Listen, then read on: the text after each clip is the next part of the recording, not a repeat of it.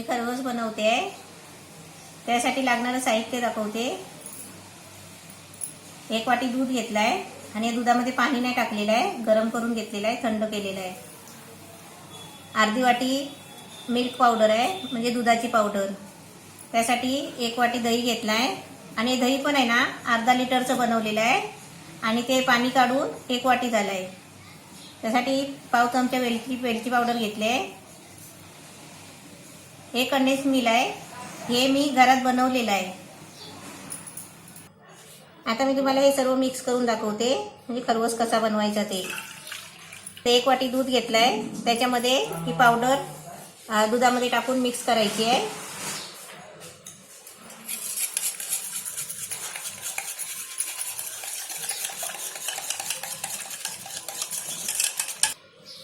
ही powder दुधामध्ये चांगली mix करायची, कारण त्याच्यामध्ये ना गोळे नाही राहिले पाहिजे. आता याच्यामध्ये दही आणि कंडेन्स मिल्क टाकते. आता कंडेन्स मिल्क आहे ना मी घरी बनवलेला आहे, याची मी तुम्हाला रेसिपी लवकरच दाखवणार आहे.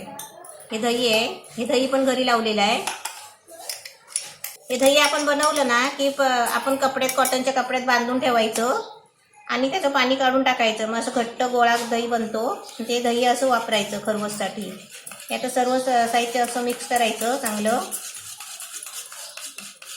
सर्व साहित्य टाकलं ना आपण, हे सगळं असं मिक्स करायचं चांगलं. आणि आता आपल्याला डब्यात ओतायचं आहे. मी छोटंसं वाटगं घेतलं आहे आणि त्याच्यामध्ये ओतते. आता याच्यामध्ये हे मिश्रण ओतते. या कढईमध्ये 1 तांब्या पाणी ओतते. याच्यामध्ये कुकरची जाळी ठेवते अशी, आणि याच्यावरती हे आपण दुधाचं मिश्रण बनवलं आहे खरवसचं, हे याच्यावर ठेवायचं. आता याच्यावरती अशी वेलची पावडर टाकायची. याच्यावरती आहे ना हे अशी प्लेट ठेवायची, म्हणजे त्याच्या आतमध्ये पाणी नाही गेलं पाहिजे, त्याच्यासाठी अशी प्लेट ठेवायची.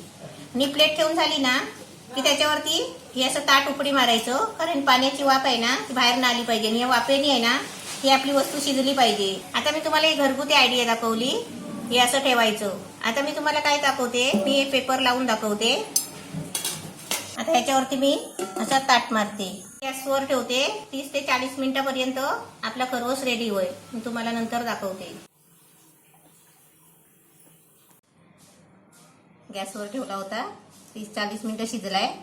आणि त्याच्यानंतर थंड करून आहे ना फ्रीजमध्ये ठेवला होता 1 तास. आता बघूया आपला खरवस बनला काय.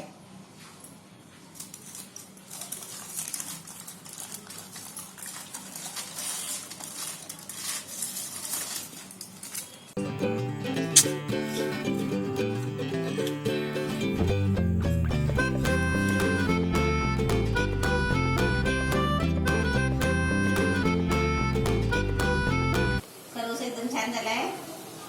आता मी ताई तुम्हाला खाऊन दाखवते.